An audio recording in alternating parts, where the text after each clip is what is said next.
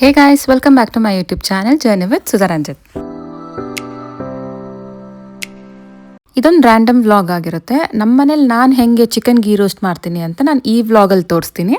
Chicken ghee roast ಬಂದು ನಮ್ಮ ಮನೆಯಲ್ಲಿ ನಮಗೆಲ್ಲರಿಗೂ ಫೇವ್ರೇಟು. ಅಟ್ಲೀಸ್ಟ್ ಒಂದು 15 ಡೇಸ್ ಒನ್ಸ್ ನಾವು ಚಿಕನ್ ಗೀ ರೋಸ್ಟ್ ಮಾಡೇ ಮಾಡ್ತೀವಿ.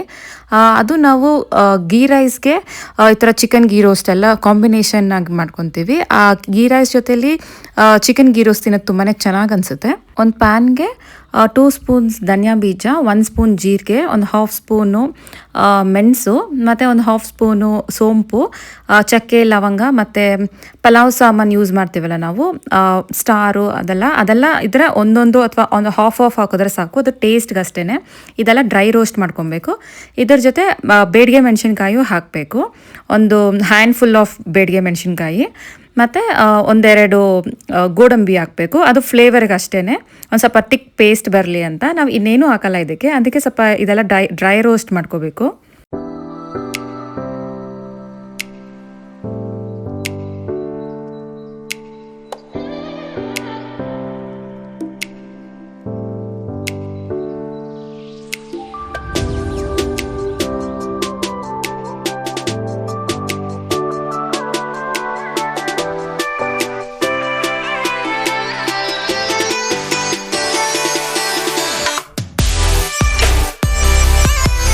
ಇದೆಲ್ಲ ಡ್ರೈ ರೋಸ್ಟ್ ಆದಮೇಲೆ ಒಂದು ಮಿಕ್ಸಿ ಜಾರ್ಗೆ ಹಾಕೋಬೇಕು. ಗ್ರೈಂಡ್ ಮಾಡೋಕ್ಕಿಂತ ಮುಂಚೆ ಒಂದು 5ರಿಂದ 6 ಬೆಳ್ಳುಳ್ಳಿ ಹಾಕಬೇಕು. ಮತ್ತು ಒಂದು ಸ್ವಲ್ಪ ಹುಣಸೆಹಣ್ಣು ಹಾಕಬೇಕು. ಅದು ಟೇಸ್ಟ್ಗಂತ. ಗೀ ರೋಸ್ಟ್ ಅಂದರೆ ಒಂದು ಸ್ವಲ್ಪ ಹುಳುಳಿ ಆಗಿರಬೇಕು ಅಂತ, ಇದು ಮ್ಯಾಂಗ್ಳೂರಿಯನ್ ಸ್ಟೈಲ್ ಅಂತ ಸ್ವಲ್ಪ ಹುಣಸೆಹಣ್ಣು ಹಾಕೊಬೇಕು.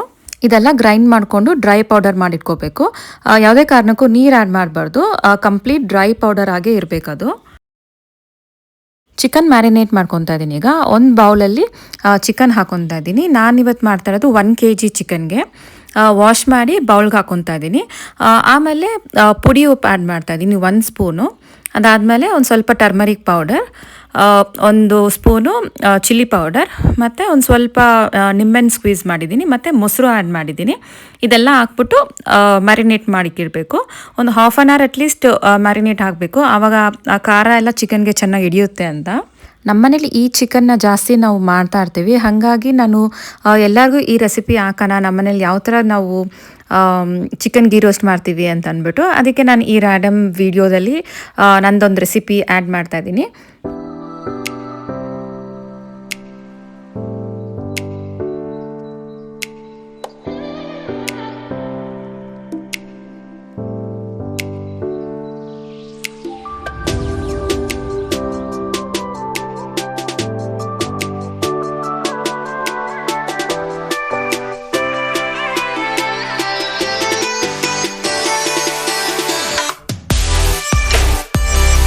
ಒಂದು ಬಾಣಲಿಗೆ 2 ಸ್ಪೂನ್ಸ್ ತುಪ್ಪ ಮತ್ತು 1 ಸ್ಪೂನು ನಾರ್ಮಲ್ ಎಣ್ಣೆ ಯೂಸ್ ಮಾಡ್ತಾ ಇದ್ದೀನಿ. ಅದಕ್ಕೆ ಸ್ವಲ್ಪ ಸಾಸಿವೆ, ಕರಿಬೇವು ಮತ್ತು ಈರುಳ್ಳಿ, ಶುಂಠಿ ಬೆಳ್ಳುಳ್ಳಿ ಪೇಸ್ಟ್ ಹಾಕ್ಬಿಟ್ಟು ಚೆನ್ನಾಗಿ ಫ್ರೈ ಮಾಡ್ಕೋತಾ ಇದ್ದೀನಿ. ಶುಂಠಿ ಬೆಳ್ಳುಳ್ಳಿ ಪೇಸ್ಟು ಸ್ಮೆಲ್ಲೆಲ್ಲ ಸ್ವಲ್ಪ ಹೋಗಿದ್ದಾದಮೇಲೆ ನಾನು ಮ್ಯಾರಿನೇಷನ್ ಮಾಡ್ಕೊಂಡಿದ್ದು ಚಿಕನ್ ಆ್ಯಡ್ ಮಾಡ್ತಾ ಇದ್ದೀನಿ. ಚಿಕನ್ ಹಾಕಿ ಚೆನ್ನಾಗಿ ಮಿಕ್ಸ್ ಮಾಡಿ ನಾನು ಲಿಡ್ ಕ್ಲೋಸ್ ಮಾಡಿ ಇಡ್ತಾ ಇದ್ದೀನಿ. ನಾನು ನೀರೇನು ಆ್ಯಡ್ ಮಾಡ್ತಾ ಇಲ್ಲ. ಒಂದು ಸ್ವಲ್ಪ ಮಿಕ್ಸ್ ಎಲ್ಲ ಮಾಡಿ ಲಿಡ್ ಕ್ಲೋಸ್ ಮಾಡಿಟ್ರೆ ಚಿಕನಲ್ಲೇ ನೀರು ಬಿಟ್ಕೊಳ್ಳುತ್ತೆ. ಅದಕ್ಕೆ ನಾನು ಯಾವುದೂ ನೀರು ಆ್ಯಡ್ ಮಾಡ್ತಾ ಇಲ್ಲ.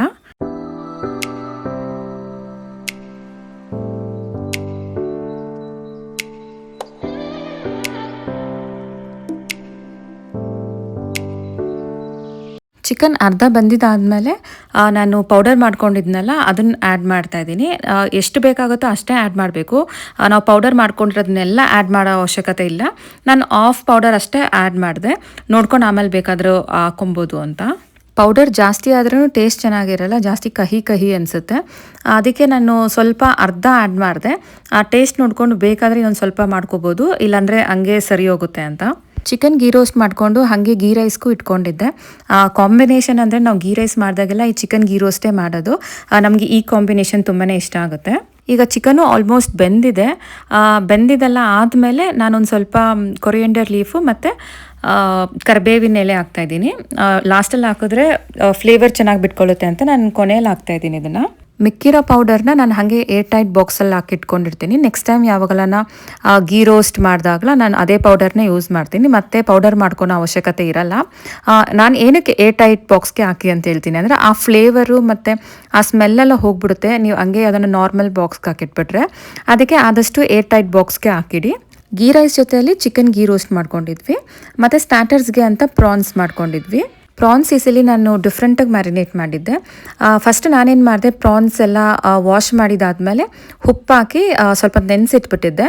ಅದಾದಮೇಲೆ ನಿಂಬೆಹಣ್ಣು ಹಾಕಿ ಅದಕ್ಕೆ ನಾವು ಫಿಶ್ ಪೌಡರ್ ಬರುತ್ತಲ್ಲ, ಫಿಶ್ ಕಬಾಬ್ ಪೌಡರು, ಅದನ್ನು ಯೂಸ್ ಮಾಡಿದ್ವಿ ಈ ಸಲ.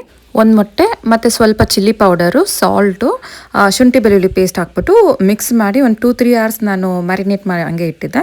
ಅದಾದಮೇಲೆ ಡೀಪ್ ಫ್ರೈ ಮಾಡ್ಕೋತಾ ಇದ್ದೀನಿ. ನಾನು ಇದಕ್ಕೆ ಕೋಕೋನಟ್ ಆಯಿಲ್ ಯೂಸ್ ಮಾಡ್ತಾ ಇದ್ದೀನಿ. ಪ್ರಾನ್ಸ್ಗಾಗಲಿ ಫಿಶ್ಗಾಗಲಿ ನಾವು ನಾರ್ಮಲ್ ಆಯಿಲ್ಗಿಂತ ಕೋಕೋನಟ್ ಆಯಿಲ್ ಯೂಸ್ ಮಾಡಿದ್ರೇ ಟೇಸ್ಟ್ ತುಂಬಾ ಚೆನ್ನಾಗಿ ಅನಿಸುತ್ತೆ.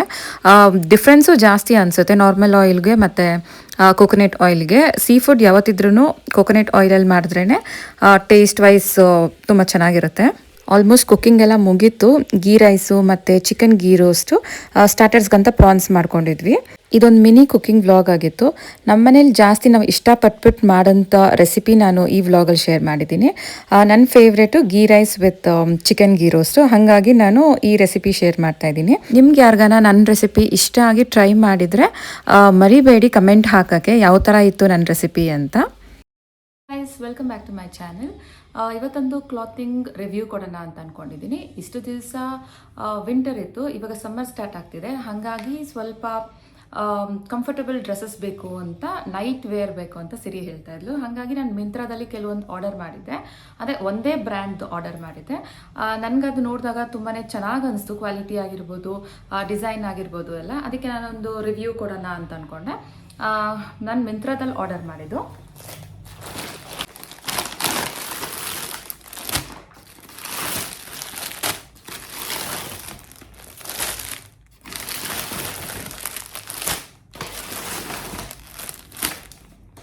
ಇಷ್ಟು ದಿನ ವಿಂಟರ್ ಆಗಿರೋದ್ರಿಂದ ಸ್ವಲ್ಪ ಫುಲ್ ಪ್ಯಾಂಟ್ಸ್ ಎಲ್ಲ ಹಾಕೊತಾ ಇದ್ಲು, ಶಾರ್ಟ್ಸ್ ಎಲ್ಲ ಹಾಕೊಂಡ್ರೆ ಚಳಿ ಅಂತ ಅಂದ್ಬಿಟ್ಟು ಹಾಕೊತಾ ಇರಲಿಲ್ಲ. ಈಗ ಸಮ್ಮರ್ ಸ್ಟಾರ್ಟ್ ಆಯಿತು, ಇನ್ನೇನು ಸ್ಟಾರ್ಟ್ ಆಯಿತು ಅಂದಾಗ ಫುಲ್ ಪ್ಯಾಂಟ್ಸ್ ಬೇಡ, ನನಗೆ ಶಾರ್ಟ್ಸ್ ಥರ ಎಲ್ಲ ಬೇಕು ಅಂತ ಇದ್ಲು. ಹಾಗಾಗಿ ನಾನು ತುಂಬಾ ಸರ್ಚ್ ಮಾಡಿದೆ ಮಿಂತ್ರಾದಲ್ಲಿ. ನನಗೆ ಈ ಬ್ರ್ಯಾಂಡು ಚೆನ್ನಾಗಿ ರಿವ್ಯೂ ಇತ್ತು, ಹಾಗಾಗಿ ನಾನು ಇದನ್ನು ಆರ್ಡರ್ ಮಾಡಿದೆ. ಈ ಬ್ರ್ಯಾಂಡು ಆ್ಯಂಥ್ರಿಲೋ ಅಂತ. ಏನು ತುಂಬ ಎಕ್ಸ್ಪೆನ್ಸಿವ್ ಎಲ್ಲ ಏನೂ ಇಲ್ಲ. ಲೈಕ್ ನಾನು ಟೀ ಶರ್ಟು ಈ ಥರ ಇದೆ, ಟೀ ಶರ್ಟು, ಮತ್ತು ಇದಕ್ಕೆ ಶಾರ್ಟ್ಸು ನೈಟ್ ವೇರ್ಗೂ ತುಂಬಾ ಕಂಫರ್ಟಬಲ್ ಇರುತ್ತೆ. ಹಾಗಾಗಿ ಇದನ್ನು ಆರ್ಡರ್ ಮಾಡಿದೆ. ತುಂಬಾ ಕ್ಲಾತು ಅಷ್ಟೇ ತುಂಬಾ ಚೆನ್ನಾಗಿದೆ. ನಾನು ಆಲ್ಮೋಸ್ಟ್ 6 to 7 ಪೇರ್ಸ್ ಮಾಡಿದ್ದೆ. ಪ್ರಿಂಟ್ಸು ಅಷ್ಟೇ ತುಂಬ ಚೆನ್ನಾಗಿ ಬಂದಿದೆ. ಇದು ಯೂನಿಕಾರ್ನ್ ಮಾಡಿದೆ ಪಿಂಕಲ್ಲಿ,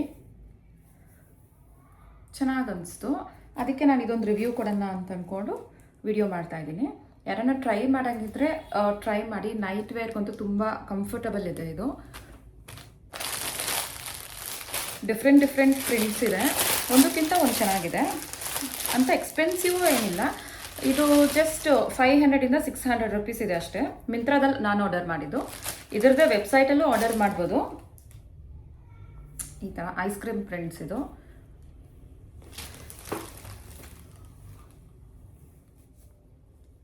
ಎಲ್ಲ ಶಾರ್ಟ್ಸೇ ಆರ್ಡರ್ ಮಾಡಿದ್ದೆ ನಾನು.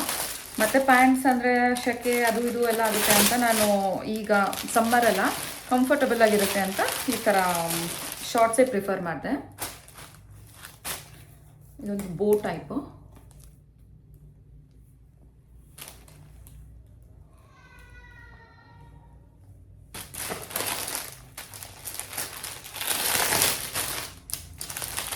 ನಾನು ಇದಕ್ಕೆ ಮುಂಚೆ ಒಂದು 2 years ಬ್ಯಾಕ್ ಇದರಲ್ಲೊಂದು ಒಂದೆರಡು ನೈಟ್ ಡ್ರೆಸ್ ಆರ್ಡರ್ ಮಾಡಿದ್ದೆ ಸಿರಿಗಂತಾನೆ. ಅದು ಕ್ವಾಲಿಟಿ ವೈಸ್ ತುಂಬಾ ಚೆನ್ನಾಗಿತ್ತು. ಹಾಗಾಗಿ ನಾನು ಒಂದೇ ಸಲ ಒಂದು 6 to 7 ಪೇರ್ಸ್ ಆರ್ಡರ್ ಮಾಡಿದೆ. ನನಗೆ ಈ ಬ್ರ್ಯಾಂಡ್ ಚೆನ್ನಾಗಿದೆ ಅಂತ.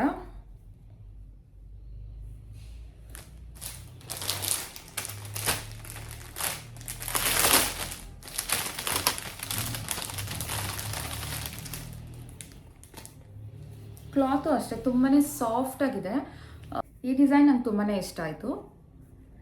ಇದು ಕ್ಲಾತು ಅಷ್ಟೇ ತುಂಬಾ ಸಾಫ್ಟಾಗಿದೆ, ಕಂಫರ್ಟಬಲ್ ಆಗಿರುತ್ತೆ ಇದು ಹಾಕೊಂಡ್ರೂ. ಇದೊಂದು ಚೀತಾ ಪ್ರಿಂಟು.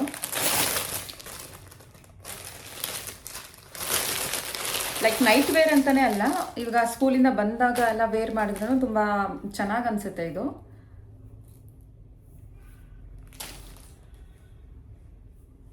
Very comfortable. ನಾನು 6 to 7 ಪೇರ್ಸ್ ಮಾಡಿದ್ದೆ. ಡಿಫ್ರೆಂಟ್ ಪ್ರಿಂಟ್ಸು ಇದೆ. ಈ ಡಿಸೈನ್ಸ್, ಈ ಯೂನಿಕಾರ್ನ್ ಅಂತೂ ತುಂಬಾ ಇಷ್ಟ ಆಯಿತು ಸೀರೆಗೂ.